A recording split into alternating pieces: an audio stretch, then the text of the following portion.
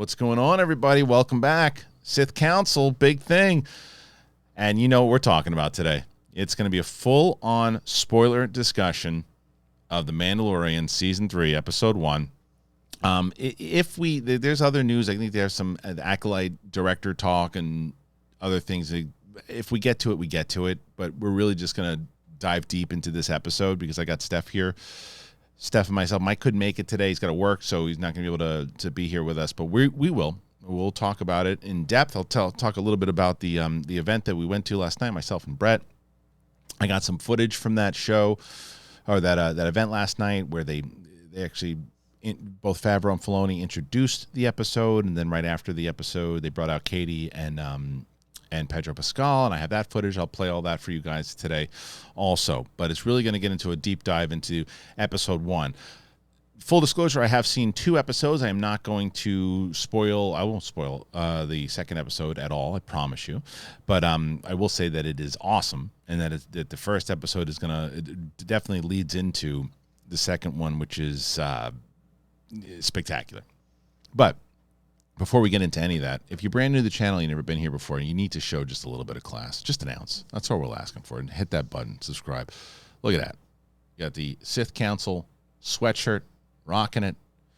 Hopefully that's what Steph will be wearing when I send her to Star Wars Celebration. We're waiting to hear word on that. But that's it, man. Look at that. You can get yourself one of those. We're almost at 100 of those sold, so hopefully you can be number 100 and get it. Make it happen. By the way, if you haven't checked out, you want to win a Katan signed helmet by Katee Sackhoff? Well, if you want to do that, you got to go to our interview that we posted for her on Monday. It's on the channel right now, and you can find out how to do that. You can enter that contest, and we're going to announce it on who the winner is on Sith Council in late April when The Mandalorian Season 3 has wrapped. Katee's going to come back on the show, and we're going to interview her, talk to her about all the moments that happen in The Mandalorian. So if you haven't already, Apple Podcasts, Spotify. We're on Spotify. We're on video on Spotify, so hopefully you check that out and get yourself the video over on Spotify, and you listen to us on audio on the drive. Patreon.com/TheBigThingShow. All right, everybody. It's myself. It is Steph Sabraw. Let's do it. Sith Council, big thing. Let's do it. I can feel your anger. It gives you focus, makes you stronger. Welcome back, everybody. Sith Council. Me. Steph. Hello. Steph, you look like a classy news reporter. Hello, and on tonight's episode, we are only going to be talking about the Purgils. The improv class is working. Nice to see you. We haven't seen each other in a little bit on the show. It's been a couple weeks. I know. You're back. Back for the frickin' Mandalorian. What a way to be back. Because we had a this is bothering me, not because you, because of me. It's a me thing, not a you thing. Okay, good. The Mandalorian is back, and before we even get into it, I'm going to talk about this a lot on Big Thing tomorrow also. But we went to this event, myself and Brett, and it was the first kind of event that Brett went to, and we get there, and it was pretty great. Brendan Wayne, who is John Wayne's grandson, great grandson or grandson, great grandson. I don't know. But he's related to John Wayne. But anyway, so he's like the swagger of the Mandalorian. That's him. So my buddy Steve Byrne, who I've been friends with for a very long time, had texted me and goes, "Hey, would you want Brendan on the show?" And I'm like, "Are you kidding me? Of course I'd like Brendan on the show." Yeah. And so Brendan and I were texting, and he texted me 2 days ago, and I was like, "Yeah, I'm going to that thing. I'd love to meet you." He goes, "Find me, dude. Let's talk." So he was literally the first person I saw when I got there, and I walked up to him, and Brett and I started talking to him a little bit. Super, can't wait to have him on. We're going to bring him on Sith. He's going to come on. Oh yeah. Is he really tall? He's like my height, little taller than me, but yeah, we have a lot of mutual friends, which was awesome. Also, we were talking about that for a little bit, and then obviously he was doing his thing, and then yeah, the people were just taking pictures, and as we got there, we sat down, and in the seat, and Brett was like, he's like, "Oh, they sat us upstairs." He's like, they don't want us to be around anybody. I'm like, "That's not how it works." I'm like, "You're probably gonna see some of the cast." And he's like, "Really?" And I'm like, "Yeah, look at the view that we got right now. This is pretty good seats." And so we look over, Bill Burr sitting there. Right, and then we look around. We're like, "Oh, that's Icon. Awesome!" And then within seconds, we look over, and then he's then talking to Ming-Na, who shows up, who then starts talking to Deborah Chow, who then starts talking to Rosario Dawson. We're like, oh, wow, we're right in the thick of it. And then, as I mentioned to you, I was like, who is that person that just walked in? Because that is an attractive person. And it was Mercedes Monet, a.k.a. Sasha Banks. And I was like, wow, everybody is here right now. And it's awesome. It's a lot of fun. And then They've collected such a cool cast. they really did. And like people involved. Because a lot of these people, at least in the first 2 episodes, I can say that, are not in the series. Yeah. They were just there to We don't support. know yet, Which was surprising to me because I don't know if Burr shows up at all, whatever, too. But him and Faverau are buddies. But they must be really close friends because Burr's not a big Star Wars guy. But maybe because he's working with his family and everything too, he wanted to show up and he wanted to get out and go see it. But like, it was cool to see the cast doing their thing. But as I mentioned up top, I got some video of both Faverau and Filoni introducing the first episode. Here you go.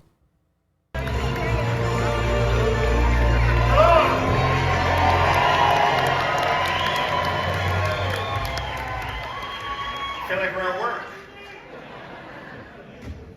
Hello, everybody. Thanks for coming out on what I thought was going to be a rainy night, but it's not yet, so thank you. I got by my side my partner in crime. Hello. Filoni. Welcome. We're hoping to have Katee here tonight. Unfortunately, she's under the weather, so let's send her some love. Wow. For Katee, everybody. Yeah, Katee. But we do have another partner in crime of ours, somebody who started off with us as a director in season 1 all the way from the second episode, has been with us all the way through and is now an executive producer along our side, Mr. Rick Famuyiwa. Rick.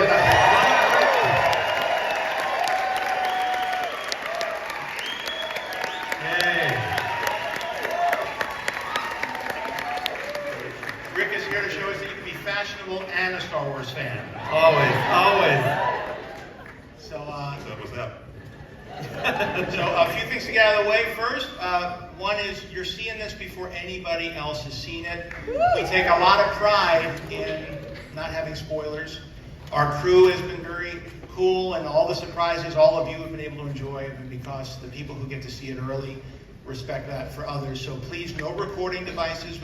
You all have your phones, so when the show starts, no recording. And also, anything that you see tonight, please don't share online or tell other people so they can enjoy it for the first time. Okay, deal? Thank you. Want to say a few words, Rick?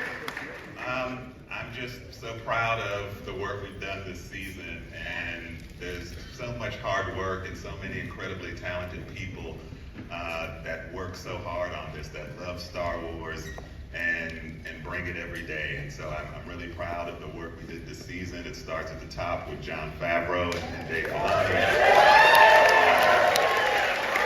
all the way to our incredible cast. I can't wait for you to see the beginning of season 3. Enjoy. As always, guys, it's such a thrill to see all of you, to see, have you come out, to have such energy and enthusiasm, the costumes you wear, the work you go through. I mean, the fact that you love it so much, I think I speak for all of us. It just energizes us, our entire crew. We go back, we talk about it. Your enthusiasm fuels our enthusiasm. And I think, the force is going to be strong for so long because we've got such great fans. So thank you so much.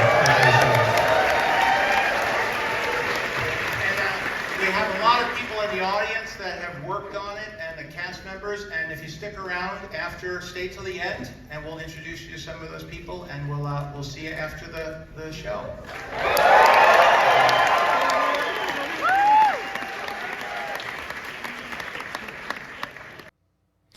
So that was cool to see them kind of doing their thing, and like introducing it, and that allows us now to kind of go into the spoiler of it all. What'd you think of the first episode? I was so happy that it was back. Yeah. It reminded me, like, kicks you in the face of, because we just finished Andor, and it's like, that was my favorite show of last year. And I was like, it might be my favorite show of Star Wars. And then you watch The Mandalorian, you're like, they just understand the assignment beyond measure, and they have this element of fun that Andor just can't afford because of the timeline and the story that they're telling. Yeah, well, the way I described it, not to compare it, no, but like, but people are going to compare because it's the last live action show. But I think that what I said in my out of the theater reaction was that how much I love Andor. Right. Andor handles their lane really well, perfectly. Yeah, really well. The thing is, though, Mandalorian is a Star Wars soup. Yeah, It's mean, a Star it's Wars like soup. I feel like a kid. I have the Darksaber, got it from Star Wars, from the Galaxy's Edge, had it with me during the episode, and it just makes me feel like a kid. Like, I'm like, what the heck, like, from the beginning. And I just feel like the way they paced this episode, there was so much in one episode. Every time I thought that they might be doing, like, from the beginning when they were doing this kind of ritual with the young foundling who was going to become a Mandalorian. Did you know right away that was him, or did you think it was a flashback with Din? I thought it could be a flashback, Yeah, me which too. I thought was really smart, because I think that was probably on purpose to let us know. But it was such a great comparison to just show you how, like, these kids are so young, and that was Din at a time. It was promising these rules that they can't really understand at this age, and then having to live a lifetime with that pressure of being the Mandalorian. You know what I hope happens, though, with this kid? Huh. Is that it feels like, because we'll talk about what goes down in a second, but it feels like we're probably never going to see that kid again. He's probably just going to be, like, I want him to be a character in 10 or 15 years. I almost like, it doesn't have to be the same actor, it could be someone, but it just like, that was the kid. It doesn't have to be it could be, that kid was someone, you remember that whole scene when with the armor when it came out and the big freaking alligator came out? That was the kid that made his ritual, and now he's a badass 10, 15. And like showing where the Mandalorians are now in terms of how religious they are. How great would it be if the Lindelof movie, it doesn't have to be necessarily about that kid, but what happens if there's a Mandalorian that shows up? They don't even explain it. They don't have to be like, I was the kid that was doing the ritual. You find out his name, and then through someone in the internet going, no, look at the name. That's the same kid. Right. Except he's 40 or 50 years old now. That'd be sick. That's what I mean. Like something like that. It's not necessary, but I just think things like that would be interesting. But that kid is the same actor who played the young Tusken Raider. Oh, really? Yeah. Oh, interesting. Yeah. I read that and I was like, well, that's cool. That is cool. Yeah. I mean, you can do it for sure. Yeah. Why not? Yeah. But they did this whole thing, where they had this ritual, and you weren't really sure yet, even then, if it was Din or not. But then I guess you kind of realized once you saw Vizsla that maybe it wasn't him, because Vizsla seemed to be the same age. Well, but it's hard because of the mask, right? So you're not sure. Even with the armor, I was like, "What is this? A flashback for the armor?" Right, because and even the helmet itself, it's like, well, maybe he lost that helmet down the line. You don't know. Yeah. But then, right as it's Vizsla who realizes like something's going on. Now, this scene is very classic Mandalorian. Now, after 3 seasons, it's like you have like these big creatures, and the CGI inside of this scene, by the way, is pretty phenomenal. This poor guy was a snack. I know. It's so okay. So there was a moment where I was like, if this is the episode, I don't know if I love it. If it was the full episode, right? Right. Like this entire thing, and if this was, and which is why the writing's so great, because as soon as Din came with the razor, I was like, oh hell yeah! Okay, I see what this is. But I thought the CGI was so great, but I was like, the Mandalorians are the sickest. Like, they're the most fearsome opponents, but this guy just got eaten up. Yeah. During like a baptism. Well, that's what I said in the spoiler review. Is just like, hey, Jerry, what are you doing today? Well, I was gonna watch The Last of Us. What the kid's getting his due. You want to go? I was like, I don't think so. He's like, come on, it'll be fun. Let's let the kid go, and he gets eaten by an alligator. Yeah, he's like, I told you I didn't want to go. Yeah. But the only thing that I don't want to say bugged me, but I was like, come on, you could have done a little bit. These guys are badasses, right? Yes. And they're flipping up, they're flying around. They don't even damage this thing at all. Because they keep hitting the shell. Nothing they're doing is help is and then here he comes zipping through. Now, did he crash into it? No, he put like a bomb into it and then took off. Okay. I feel like Galaxy 101 is you don't go for the shell, you go for under the shell. Right, and that's what he blows it up, and but I'm telling you, the freaking Wildlife Association's coming after Din. He kills an animal every season. Fully. So he shows up, and this got a major pop inside of the theater. He lands. They look. There's the slop, and then Grogu pops up. Amazing. As soon as Grogu, I paused it. I was like, I can't. Well, so let me ask you a question, because I don't feel like it happened yet, and even I've seen 2 episodes, and I still don't think it's happened yet. My concern is that they're going to overuse Grogu, and that they're gonna look how cute he is, look how cute he is, and like I don't feel like it's happened yet, but I feel like it could. I do think it could. Not for me, but I'm in the really small frame of people that I cannot Grogu fatigue. It's my problem. I'm obsessed. But I do think that that's why in that article that Mike sent us about Faverau saying that it's 2 years and he said 2 years of training, it's kind of, I do think that they're going to be smart about it and not be as cute, but be able to give him more abilities because he's going to have to be useful, or it's like classic writing where you can't, to have a baby involved in a show slows down the show. Yeah, it does. No, and I think he's definitely got to be a character kind of come into his own way, in that I think even, again, not spoiling anything, I think that what you just said is pretty much the way they're approaching him. And I think that because he trained for a little bit and he has been with Luke and he knows how to use this thing, he's still, it's like, I look at him like kind of like as Grogu was getting older, like he's not baby, not Grogu, Groot. Yeah.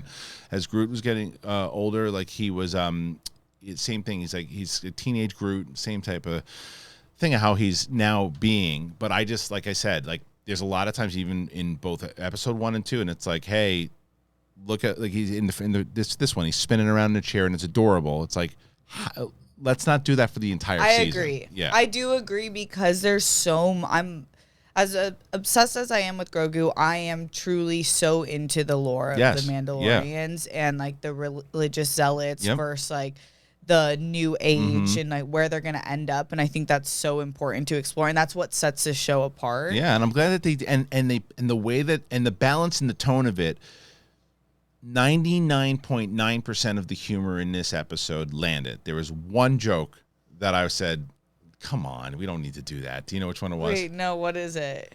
When the Terminator IG-11 droid comes in and they push the thing and Din goes, well, that's using your head. Oh, it's like that was such like a Stallone like action movie quote, like, or Arnold would have done that. Yeah, it just didn't fit. Like, I agree. Yeah, the rest of the humor fit really well, but that one was out of place. Yeah, I don't think, and that wasn't very like Din comment. No, it wasn't. It was that was like a Marvel joke out of nowhere. And I'm like, but the majority of the show did not have that. Grogu spinning in the chair was hilarious. Yeah. The stuff that Carl Weathers annihilated the humor in this. He was so great in it. He's the perfect humor balance for the show. Because it fits the character. Yes. And it fit the character inside when he's talking to Din and he says to him, he goes, oh yeah, or your little buddy or whatever he says, and he goes, Grogu. He's like, what? He goes, Grogu. He's like, nah, whatever. It was perfect. It was a great line. Yeah, because he's cocky. Yeah. He's like in his robes. He's you can't tell him nothing. He's a pompous politician now, but he's still got it. But he still can throw down. But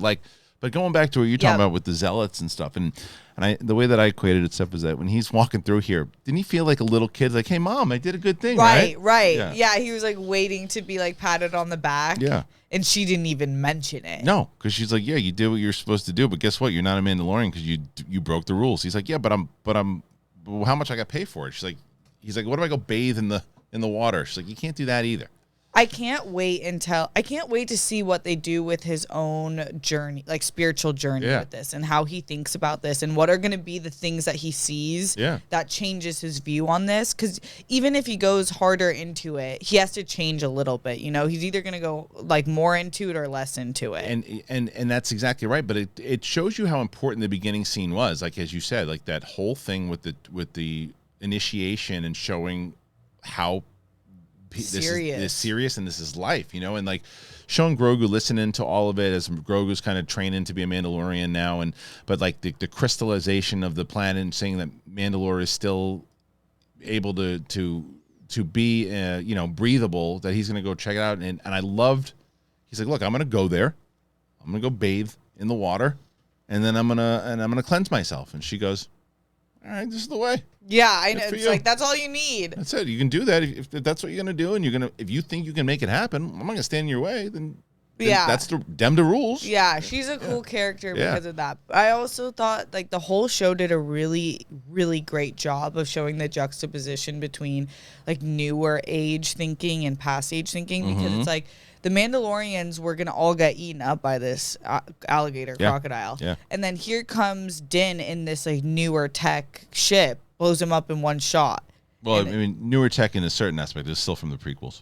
Oh, yeah. But I'm saying like, it just is like, but you see it with, even like Bo-Katan's character, which we'll talk about, it's like she even thinks they're zealots, but then they're all willing to be like, oh, the dark saber. Right. And it's like, that's zealot. Yeah, Like, right. There's still a religion to it. Yeah. There's still, it's just why it's absolutely right. This is like, why is your religion? Why is that more extreme than mine? Yeah. When I have the same amount of type of rules that are just different than Right. yours. Right. You dunked on me for wearing a mask, made fun of me in front of all your Right. homies, and then, but you guys all They won't of them, follow you unless you have that saber. the saber. Yeah, it's great. And it is absolutely, and they play into that, and it also is the reason why Faverau and Filoni are making this show. These guys love the Mandalorian culture. I mean, they love it. From back in the day, from the Clone Wars series, from the stuff they did in Rebels, it plays, and they're having a lot of fun with it.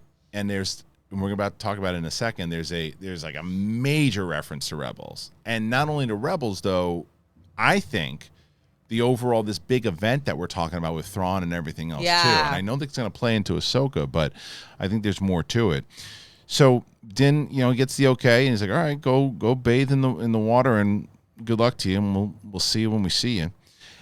And I love these little scenes, and when they're in the ship and they're flying through, and he's teaching himself about navigation. Yeah. He's teaching Grogu about like what it's like to be, because he's all in now. Din, he's all this is his kid, and he's going to teach him about all the rules and how it's going to work. And Grogu is up in this little ship, and this is where I told Steph I never do this, but I was in the theater last night watching it. And by the way, Mandalorian on a movie screen is incredible. It really needs to be a movie. The series finale needs to be a movie. So Grogu looks out the window, and he sees this, and I went, "Oh my God!" out loud, and I was like, and I caught myself going, "Oh, geek." Right, and because it's the pearls, right? Yes, the Purgles, the space whales. Yeah. And for people, again, I play this. This is from Rebels. Yes. And yeah, so you see this, and it's like this is just, and he's reaching out to him. Din doesn't see it, he sees it, and you that's the shot. Right. You see how big those things are. Right. Because that's the ship in the middle, and those are the Purgles. Yeah. And they're flying through, and this is going to start to play together, all this stuff, like the Thrawn stuff, the Ahsoka stuff, the Skeleton Crew stuff. I think that leads us to our big major event. It was a nice little tease. Yeah, I didn't think about the big major event. I definitely thought about Ahsoka and Ezra. And I thought it was really good for people who hadn't watched Rebels to be like, okay, they're going through hyperspace. There's these creatures that are also going through hyperspace. And they don't know what it is. And it's like so you can kind of put it together that like, oh, they can go through hyperspace. Kind of, but I think that if you're I'm so curious. Or maybe because I know. I think it's definitely because and I also saw somebody who said, like, someone wrote this on the spoiler review. When I looked at it, I had never watched Rebels, but I remember you talking about it and saying, "Oh, those must be the space whales," because But if it's someone like a casual viewer who just watches The Mandalorian, I would assume they're watching and going, "Oh, what are those things?" Yeah, that just looks freaking awesome. It just looks cool. Yeah. And the fact that they were able to turn that into, like, the way that they did that was smart, because it's not a major plot point yet. Yeah. Because it's just kind of Grogu noticing it in hyperspace. It's a perfect Easter egg. It really, really was. And I was like, that was kind of like my geek out. I felt like that's what happens when, like, Coy watches Marvel and DC movies. Yeah. You're like, oh, I actually know this. Like, I knew, like, I was like, oh, that's amazing. Yeah. Like watching these little things kind of happen. I'm always looking for these little Easter eggs for things that tie together. And that's why I get so, like, bummed when it comes to, like, the novels and the comics that they don't do that kind of stuff for it. But it's the TV shows. Like, we've invested all this time in Rebels. We've invested all this time in Clone Wars. And if you're a Rebels fan, you got rewarded last night. It's not like you didn't if you're not a Rebels fan, but you just have to figure it out later on. And I thought they did it very smart in how they did that. Yeah, I did too. I thought that the show just did a good job of integrating all different types of fans. Because if you didn't watch Book of Boba, you got that recap with the armor. Right. In a way that we had already seen that. Right. She kind of told us a little bit about it too. And even in the beginning, they kind of give us a little bit of a breakdown. I still think they could have probably given you a little bit more of how it all went down. But I think, because, in the trailer you see the sabers and stuff, and they're going to show you how he was rescued. I bet you in the previously on for that episode, they show a little bit more of Luke in the previously on, like Oh, showing yeah. like how the training, and they probably show Ahsoka talking about, like, remember when Ahsoka touched him and saw all of that? She already knows. They'll probably show a little of that in the pre when that Yeah. happens. We're going to move on and keep talking about the episode and giving our breakdown of it. But before we do, I wanted to tell you guys both about BetterHelp and Athletic Greens. Hey, everybody. This episode is sponsored by BetterHelp. I'm such a big fan of BetterHelp, man. I'm excited to tell you guys about them because I have friends that have been using BetterHelp because of this show, been helping themselves out, and I hope that it can help one of you guys out. When you're at your best, you can do great things, but sometimes life gets you bogged down, and you can feel overwhelmed, and maybe you're not showing up the way you normally do, and you're in that rut. If you work with a therapist, it can help you get closer to the best version of you, because when you feel empowered, you get more prepared to take on everything that life throws at you. I will tell you this. I was sitting with a friend, and a friend needed help, and I had been working with BetterHelp for a little bit, and I had recommended BetterHelp to my friend, and BetterHelp helped my friend. And I hope that BetterHelp can help you. Because if you're thinking of giving therapy a try, BetterHelp, it really is a great option. It's convenient, it's flexible, it's affordable, and it's entirely online. So you fill out a brief questionnaire to get matched with a licensed therapist and switch therapists anytime, no additional charge. If you want to live a more empowered life, therapy can get you there. So visit betterhelp.com/bigthing today and get 10% off your first month. That's BetterHelp, HELP.com/big thing. Also, got to tell you guys, I've told you guys many times over about our buddies over at Athletic Greens. I love Athletic Greens so much. I love them. AG1 by Athletic Greens, man. They're so good. They're so good. And this is the other one. This is my wife this morning takes all these vitamins, and I go, how do you do that? I can't take a whole bunch of vitamins. I like doing it all in one shot. And that's what I do with Athletic Greens. I love it. I take it all the time. Every day. You guys know that. I mean, how long I've been talking about Athletic Greens now? Athletic Greens, it's better gut health. It's increased energy. It's, for me, it's the sleep quality. That's what I've been doing. The sleep quality is the best. You can do it right. You can, whether you're working out or before you're making your coffee, whatever you're doing, you feel ready to go. And it's like, it's the health kick. It really is. Between my diet that I have, which I'll tell you about later, and then and Athletic Greens, I've been doing good. I've been having good energy. People have been noticing that. I like that. It helped me with my energy. And why do you want to take a whole bunch of different things? You just take this and that's it. You put it I take it in a bottle of water and I shake it up, and I love it. And AG1 was designed with ease in mind, so you can live healthier and better with having to do a lot. People love it. Katee Sackhoff is, like I said, she's coming in on Monday, and I talked about Athletic Greens on the show, and she loves Athletic Greens. And I'm going to leave that in the show when she says it, of course.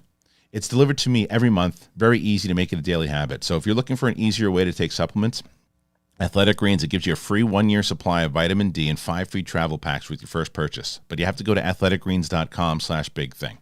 athleticgreens.com/bigthing. Thank you. I'd like to bring out two of our cast members, Mr. Pedro Pascal and Katee.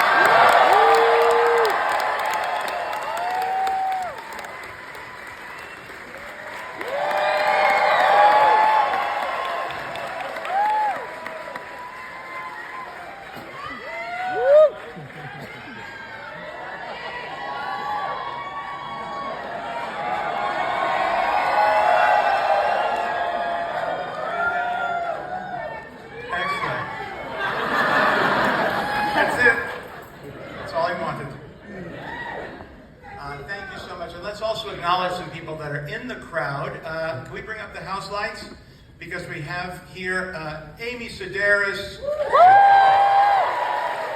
Giancarlo Esposito. Wait, this can't be right. Carl Weathers is here. Come on. The armorer Emily Swallow.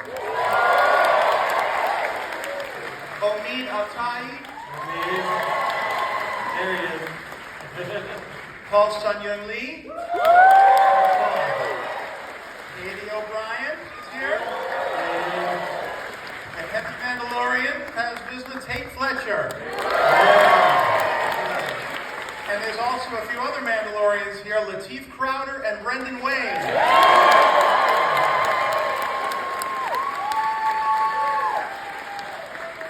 And we have a lot of people who are here also who, you want to go on? Let's just go, Carrie Gilchrist, Rick Famuyiwa, Carrie Beck, John Bartnicki, John Hampion, Colin Wilson, Peter Ramsey, Ludwig Goranson, Doug Chang, Andrew Jones, Sarah Finn, Shauna Chotik, and Joe Shirley.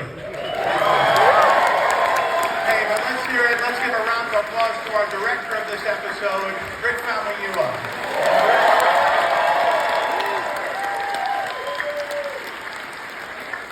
Our partner in crime. So thank you so much for coming out. Do you want to say a few words? You two, you have microphones. You may as well say something. I know they handed me one and I got scared. I'm just so excited for everyone to finally see this. So many people in this room gave love and sweat and tears and everything because we love Star Wars and we love the fans, and I'm just so happy that it's finally here so everyone can watch it.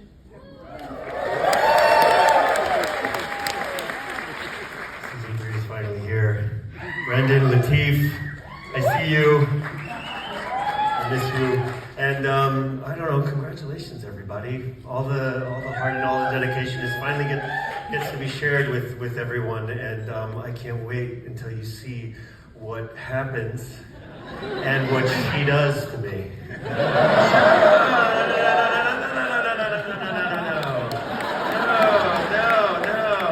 And listen, this episode doesn't drop for another few days. Can you keep a secret for another few days and not share anything? Can you keep a secret for another week? Yeah. All right, we have another episode we can share.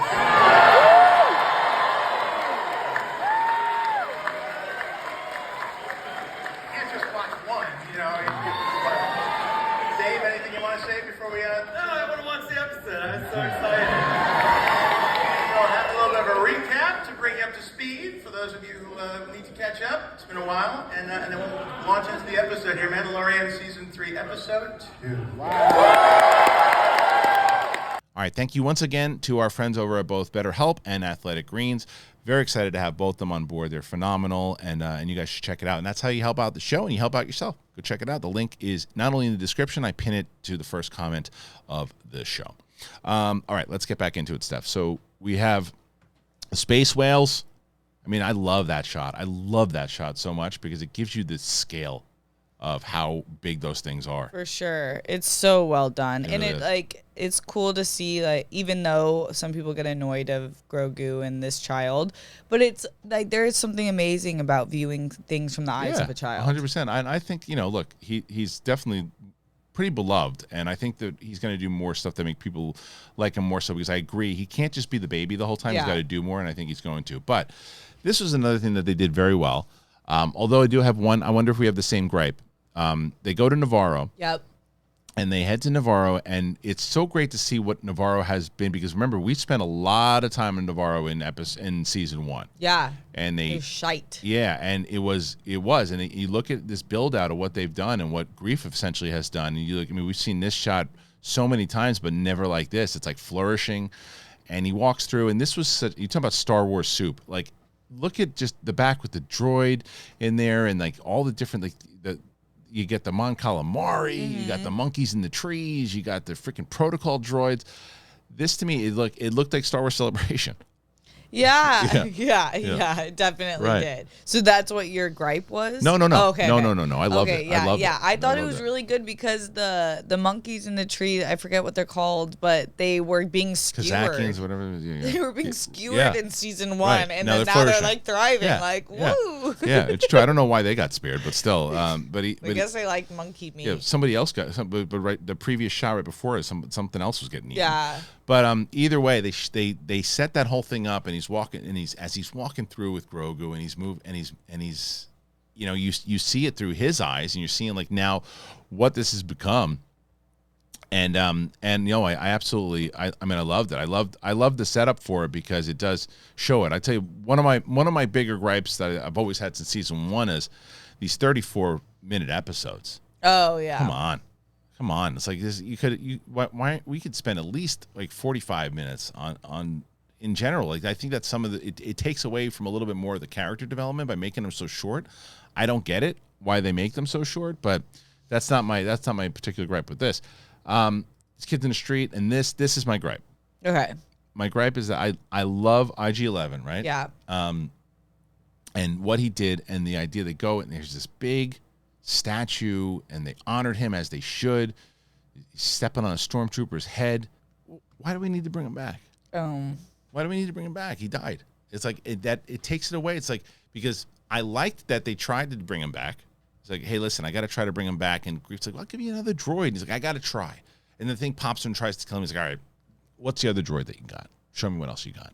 It sucks. You got to put him back. Bum. They would have liked to, you can't cheat it. We tried. But it's like, hey, people like Taika. They think he's funny. Can we bring, is a droid? We can bring him back, right? Yeah, we can find a way to bring him back. It's like, it just cheapens that season finale. You think it's about Taika? I think it's partially because of it. I think it's the character also, because the character, it's a great character. Right. But they're just, because it seems a little off that Din was like, who couldn't stand droids. I know he's come around now. I get it. But it's like, he's so adamant. Yeah. He's so adamant now that he's got to have this droid back. And it's like, but I have another droid for you. It seems like Din would have been like, okay, fine. It makes sense. Give me the other droid.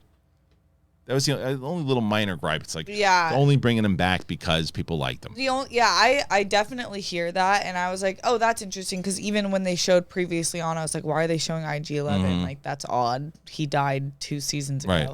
But then I was like, I don't know. Are they going to use him for something that has to do with Grogu? Like, well, yeah, they're going to bring him back. They're going to get that chip, and he's probably going to have him back, and we're going to have that dynamic back that we liked, and then the same thing that they did. They brought Grogu back, and it's like, well, let's bring him back. I would almost like that if it was like almost like a Vision type thing. Like, no, we can't recoup him all the way, but we can take portions of him and put him in another droid. And you can have that, and we'll create a new droid, but it'll have a lot of those memories. We were able to salvage some of that stuff, and then you want to use Taika's voice for it, sure, fine, the same way you did for Vision. But it's like, I don't know, it's just a bit minor gripe, right? But it's just like Mandalorian's strong. That show is strong enough. You don't need to keep rehashing old characters in season 3. Yeah. So, yeah, I hear you. Yeah, but I'll tell you, I absolutely love this dynamic that these two have because they've been through it. Yes, definitely. I thought that the whole being back in Navarro was great. Thought such a good way to show how time has passed and how Mando has made an actual difference in the galaxy, especially even just with this one city alone. And then it was a cool introduction to bring in the pirates. The pirates alone, the way that they did this, but inside of this scene, right before we get to the pirates, as we see this thing with Grogu, and you mentioned before his skills, right? Like we know his skills, and he's using it as a kid. He's not like trying to, I think I know how to use the Force. He knows how to use the Force, and he's hungry and gets himself a snack. Good for him. But Greef is trying to convince Mando to join the crew, to settle down with Grogu, to be here. He's like, there's still a mission to be had. He's like, come on, settle down. Do the thing, and as they're walking through, this is when Steph just mentioned, they bring these pirates come in, and to me, this is such a good blend. This is about as Filoni as you get. Totally, like great makeup. They all look. I think they look fantastic. I think that it plucks them right out of the Clone Wars. It plucks them right out of Rebels. It looks good. It doesn't look like people in costumes. I believe that they're aliens, and they have this whole thing of showing you the difference between what Navarro was like back then and what it's like now, where it's like, this was a bar, this was a pub. It's not anymore. It's a school, so come have a drink in my office. No, we want to drink here. Yeah, but have a drink in my office. Let the kids watch. Yeah, and it's just right, but it's like, come have a drink in my office. Let's. He's trying to be the politician, but he also shows, don't mess with me. Right. And I love that Mando is just kind of, this is about, we haven't seen the old school Mando in a little bit. He's been like this new kind of, conformed. More reserved. Yeah, but that Mando. Yeah. Where he's just watching. Yeah, he's ready. He's ready. He's like, it's like the safety is off. Yes. It's like he might have a kid now, but he can still throw down. Right. And so can Greef. Yes. Yeah. Fully. He's so, I liked like you said, like that politician, but he's still ready to fight. Yeah, too. and I love that he's got the little droids holding his cape. Me too. His cape. That was awesome. It's amazing. I thought that was such a fun way to be like, oh, you're super into yourself. Totally now. is. Absolutely. And it's consistent with the character. Yeah. Totally consistent with the character. And then they have, He shows his weapon. Mando's like, okay, cool, you got a weapon, great. And then Greef shows his weapon. I can still throw down. Yeah. And then he blasts the dude, shoots him in the hand, and then you knew it though. You knew that Mando had to get involved in it, so Mando just whacks all these fools, these morons. Yeah, nice try, idiots. idiots. And then, but Mando was right though. Mando says to him, "Is he? Should we let him get away?" And he's like, "Yeah, because he's gonna go now tell people that Navarro is not gonna be messed with. That's not what's gonna happen. No, he's gonna tell Swamp Thing. And Swamp Thing's yeah." And it's not like you guys had a full cavalry. Right. You had you two. Right. Like it's not like it's so but that also lends to this what I mentioned in the spoiler review that I'm curious to see the hell's going on down there. I want to see what you thought about this. Now everybody was mentioning how are they going to handle Cara Dune? How are they going to mention it? Right? And they do. Yeah. They mentioned and I actually thought they mentioned. I thought they. Now there's going to be a lot of arguments about this, I'm sure, if there isn't already. I actually think they handled it pretty well because he says, "I want you to come in here and be the sheriff," and he goes, "Well, what about Marshal Dune? I want you to be the marshal." Well, Marshal Dune. He said, "Well, after you had your thing, they recruited her to go fight." And I think that's essentially what was going to happen with the Rangers of the New Republic. Yeah. And I think that they just kept that storyline, but they're just not going to show it. They just said it. So what I think there is a 0.1% that Gina Carano ever returns to the role of Cara Dune. But by doing it this way, you never know, and I've being a wrestling fan as long as I have, you never know, even though if you think relationships and fan stuff and all that, there's no chance. There's always a chance, even if this chance is slim. Yeah. So by doing that and saying she's never, she's out fighting the thing, you're not saying she's dead. If you're saying she's dead, then you're going to really... True, yeah. I don't think there's a chance she comes back, but by saying that, it goes like, okay, but there's still, the character's still out there in this big, vast galaxy. Mm-hmm. But I thought that's the way you have to do it. I think saying that she would have died or something too would have been a major mistake.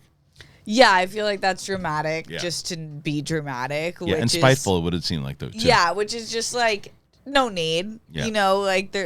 I just think that would have been petty. Yeah. And it's a show, you're professionals, it doesn't need to be petty. Yeah. I think that it was good for the people like us and the major fans out there, like people like you guys who watch the show, our show. It's you remember Cara Dune. I think there's a lot of people like my family who watches the show that forgot about the character and they'll be like, really? Who's Marshal Dune? Yeah. Yeah, a little bit. Not forgot fully about the character, but like, oh yeah, like they don't even know the drama. Right. Well, that's what I mean. I really liked the character. I thought the character was really good, and I thought that they worked really well together. And I thought she worked really well with Carl Weathers. But so I think that it should have been acknowledged that she wasn't there. Yeah, me for too. Sure. Yeah, and I thought they did it in a good, quick way. They did go quick, and because they moved directly away from it and went right into what happened to Gideon. That's the next one, right? And which seems like Moff Gideon he's in a jail cell. That one, when they push towards that, you're like, well, that's a bigger plot point. Yeah, that's coming back. Definitely, that's coming back because we know Giancarlo is in the season. Yeah, so he did all the press. You're right. So that's what sets up. He's a great villain. He really is, and I think that this all sets up a lot of stuff that's going to happen. I'm getting scared though, Steph. Why? I feel that Greef might eat it this season. Although they'll probably bring him back in season 5 now. But but I don't know. I feel like he's going to eat it. I hope he doesn't. I really hope he doesn't. I really like Greef. Me too. I don't want. And Carl Weathers is just amazing. But then they have this whole thing where he's like the droid. This is where the whole thing happens with the droid now. I love that they use the parts. They actually have the full parts, and that shot is amazing. And they wind up that was a funny scene. They take the whole thing away from him, and they're building him out here. And this is where this whole. I liked the attempt here. I like the attempt. He's trying, and he's not Nick Nolte. Nick Nolte was able to put. Nick Nolte probably would be able to put him back together. Quill. Absolutely.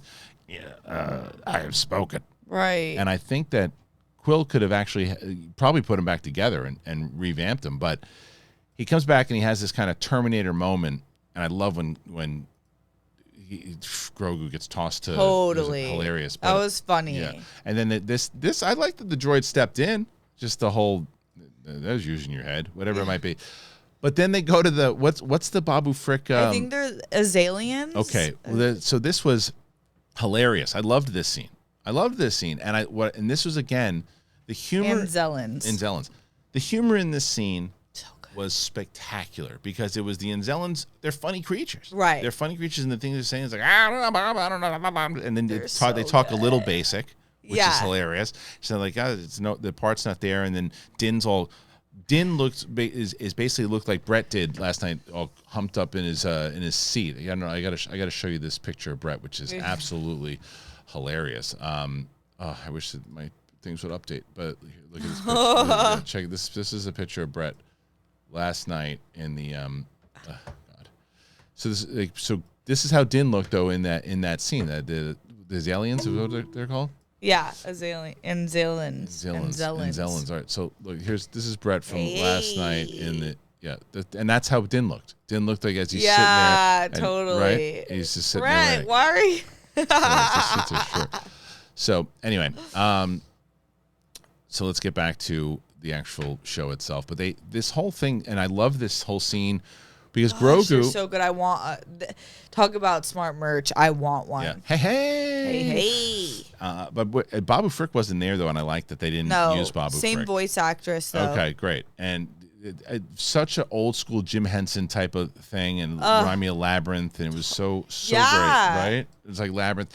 And then there's this moment he's telling him, look, if you can find the part, we could probably fix him, but good luck. And that sets up another mission where they're gonna find him, and he's gonna come back, and he's gonna be, he'll be with them. Although I think it's a bad choice, but this was hilarious. Like Grief just keeps telling him, he's like, this is what he said. He's like, I can hear him. He's telling, it's the same thing. He's like, he says, you don't. He's like, I got the first couple times you translated it. Thank you, but I got it. Yeah. And that worked that back and forth. But the funniest moment was Grogu wanting him as a pet, and he kept going back, and it was almost like when he was eating the babies. Yeah, like it was the same type of thing. He's still a kid. Yes, so it's moments like this that I think right now are working. Right.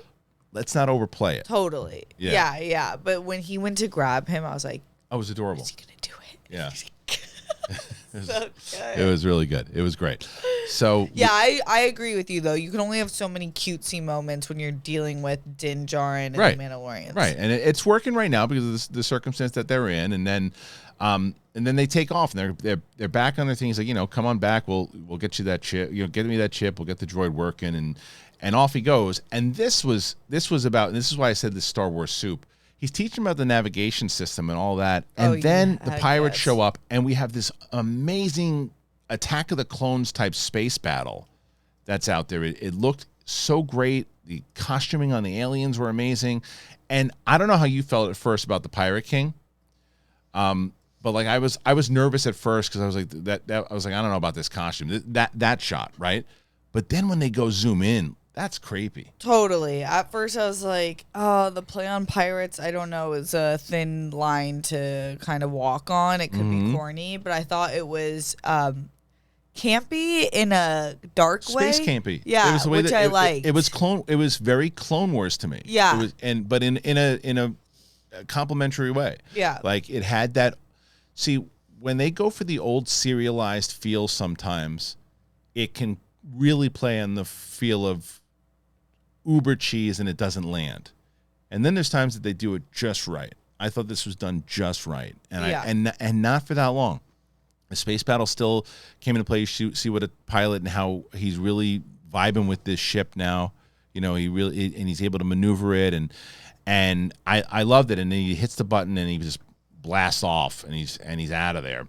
Yeah, I thought it was great. Like one of my favorite scenes of Andor was when Luthen just went completely like Agent 007 and like put on his like double blades and went into his own space battle. This was great because I thought it was kind of like that, but also like paying homage to the asteroid scene in Empire, but it had Empire, but it reminded me that like when Jango and Boba Fett are chasing Obi-Wan. Yeah. And it totally, that's what I thought of because it looked like that. And it's amazing how in 2002 when that movie came out, Attack of the Clones, like that, those visuals were just mind-blowing, right?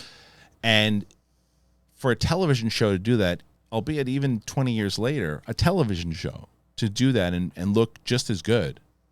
It's pretty spectacular. Yeah. Yeah. It was so awesome. I was impressed with how Yeah, it's well like a that played. big screen show. It really I watched looked, it on a projector. Oh, you did? See, amazing. So, and then this is where, this to me is like, again, without spoiling the second episode, this is really where our story is taking shape.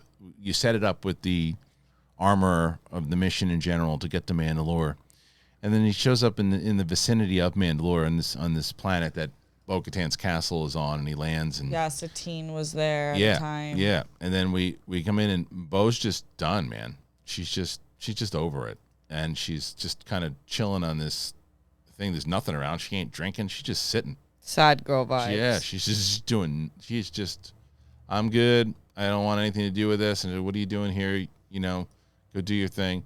You zealot. And they have that conversation where she's like, I'm here to join you. She's like, they're all gone, homie. Like, we did our thing. Nice try. But that's it. Then they left me. Yeah, I think this opened up. I love this scene. I love that you were, even in the end credits, we get that it's Pedro Pascal and Katee Sackhoff. Yep. And which is what we've been, and you've been thinking the entire time, like, this is a Mandalorian show, not just Din's Mandalorian. And he can't do it on his own. No, Yeah. there's so much to it. And I think that this shows a cool opportunity for them to pair together, but also for potential Sabine to come back and give her like a pep talk. Like, I gave you the Darksaber because I think you're a baddie. Like, where's that? Like, I think you're being Sabine weak. should show up to introduce us, to lend her into then Ahsoka. Yeah. Where we go, because I don't know although I don't know the timeline and how that all plays up into Ahsoka, I don't know if they're already gone on their mission at this point. Because remember, so if you look at now, especially now after the comments of 2 years. Favreau says it's 2 years in between. Like, so that's essentially because the first season of Mandalorian was 5 years after Return of the Jedi. Yeah. So that essentially means like anywhere between 7 or 8 years where that's after Return of the Jedi is where we are now.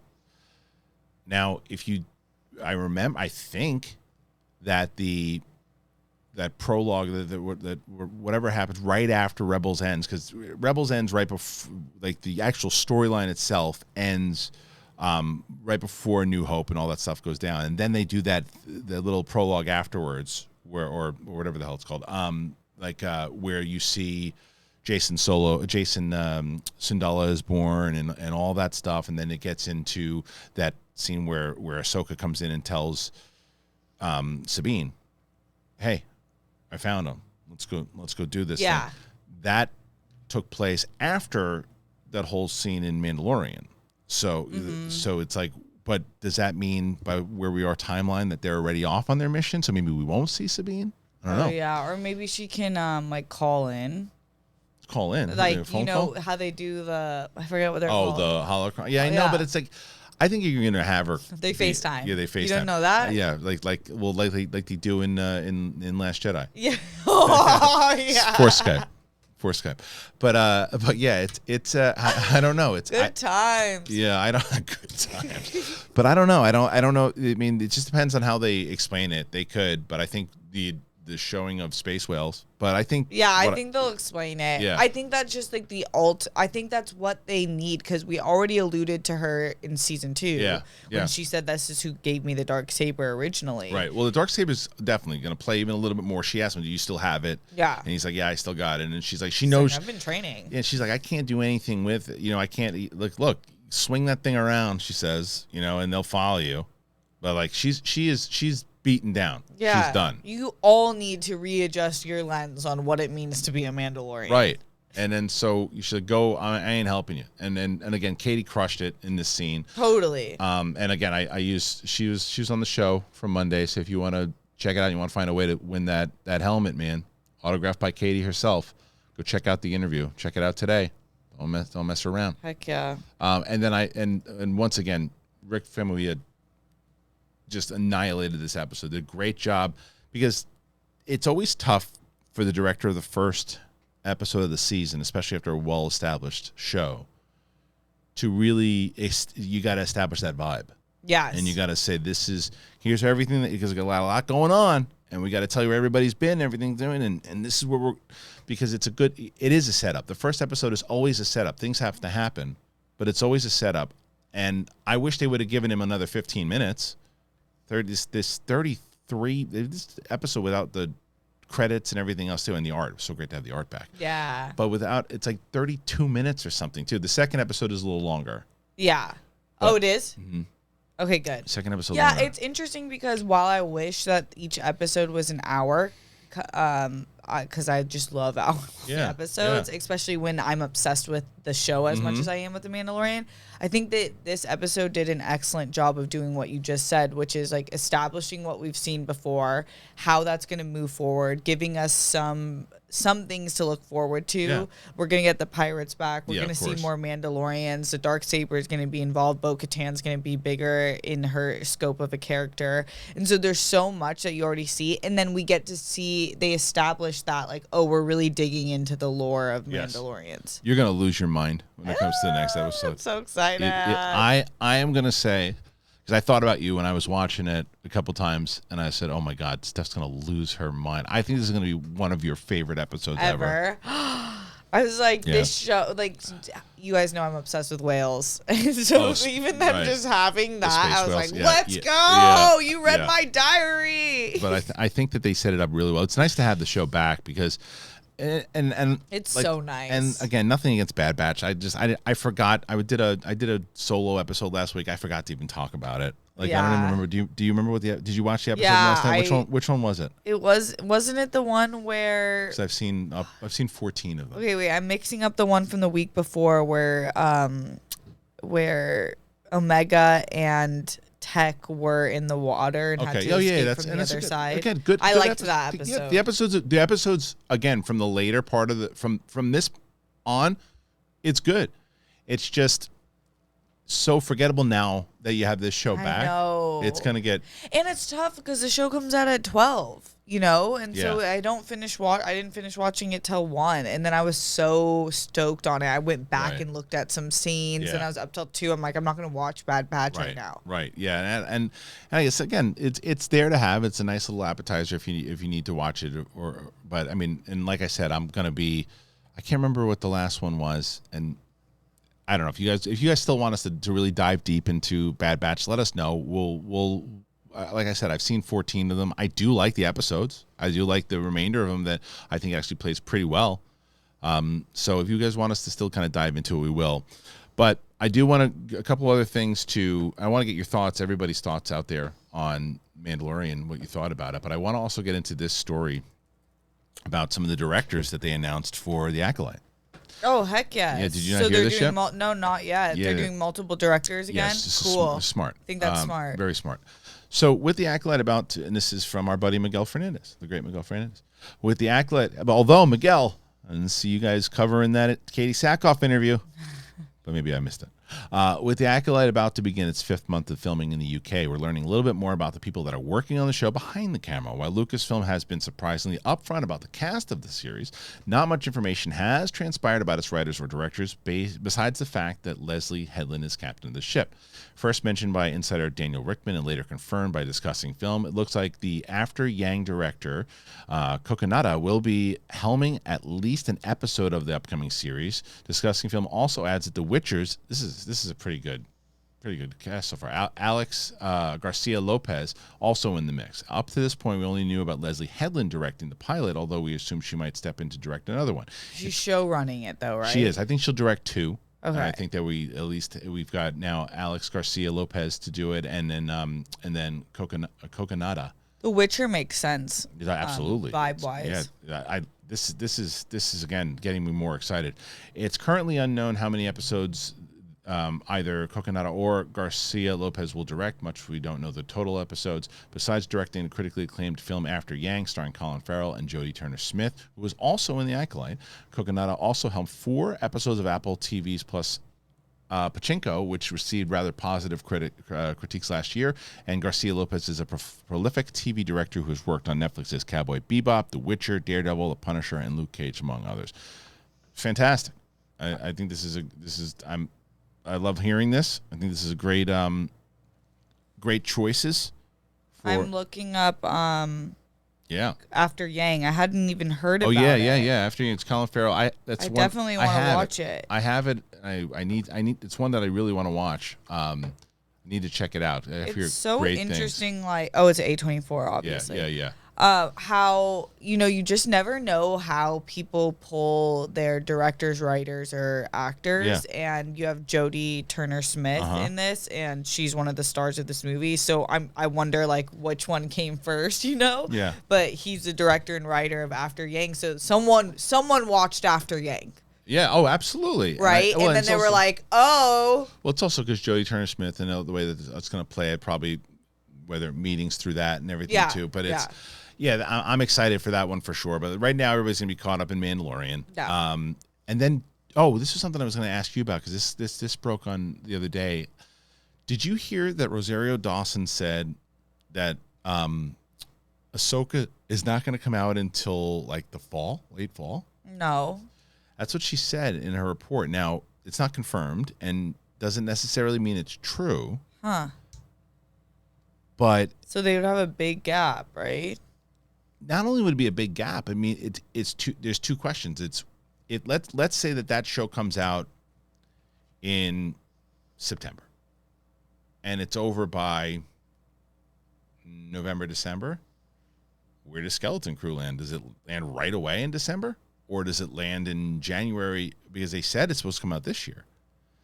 So I thought the timing would make sense. You put it in August, and then it hits, August, September. It's over by September, October. And then you start airing Skeleton Crew in like November, December, or maybe even December leading into January, like they've done in the past with Boba Fett and other things. That makes more sense to me. Unless they do early September, which they still could, I guess, kind of still is kind of fall, but not really. So maybe if it's early September, that still lands in the same time range. Yeah. I don't know because she's known for giving the tea when she's not supposed to. Yes. Maybe this is like a reverse psychology thing where she gives the wrong tea. Well, she was on... But she doesn't seem like that tight. No, she was on it was like Good Morning America or something. She was talking about, I forget what the movie is, but she's got a movie coming out. And then she's like, well, that movie comes out. And then right after that, in the fall, comes out Ahsoka. And she's kind of like matter of fact said it. And it's like, well, yeah, when in the fall? I think we find out in Celebration. Me too. Yeah, I think we find out in Celebration. I think that we'll get a longer trailer and then a release date for it because this show is going to be over by Mandalorian. This show will be over by late April. Yep. Yeah. So late April and then May, then that means that you're going to have, let's say if it doesn't happen until September, Ahsoka, that's June, July, August. It's like 4 months in between. Yeah, it's not Not too long. Yeah, no. Not too long, but I know because you get Star Wars Celebration in April, which will close it, which will be big. And then weird though, you just wouldn't have anything in summertime. Is Visions season 2 coming out? Yeah, Visions season 2 is coming out. It just doesn't hit the timeline. And like I said, I love Visions. I thought Visions was great, but it's also animation, as Bad Batch has proven. It's not the same kind of hype that like Mandalorian. No, I mean people want cohesive storylines. That's where we're at right now in viewership. But I still like something, and I like it a lot. Yeah, I do. Me too. And I'm very excited to see it. But Mandalorian, Steph, it's back. We've got it back. I can't wait to see your face next week when it makes me so happy. I'm like, oh yeah, this is like Star Wars fans are living. Yeah, we're back. This year. Like we're back, baby. Yeah, it's fun. It's fun to. I mean, like the fact that we had the appetizers with Bad Batch and other things, kind of the lead up from Andor into this. It's like we'll have these shows to talk about. We'll be leading up until Star Wars Celebration and everything else too. And it's a good time for us to chat it up, and that's why we want you guys to chat it up with us. So make sure that you respond in the comments section, click like, give us all your comments, thoughts, concerns about the first episode, second episode, what do you think is going to happen, and then keep on commenting and let's discuss everybody's thoughts on Mandalorian Season 3. Once again, if you haven't, on Spotify, make sure you check us out on video over there, and Apple Podcasts, we're over there also. Get yourself one of those Sith, man. Do it. Sith Council shirt. Wear it to Celebration. Go ahead. If you're going to be there, do it. Subscribe to the channel, man. We're almost at 70,000. We're going to get there. We need your help. Last but not least, patreon.com/thebigthingshow. Steph Sabraw, where can the good people find you? At Steph Sabraw. Yay. And for me, you can find me. There's my stuff right there. You can check it out.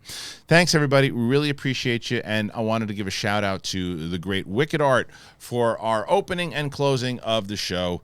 We'll let him and his wonderful, wonderful art take us out. Let's do it. I can feel your anger.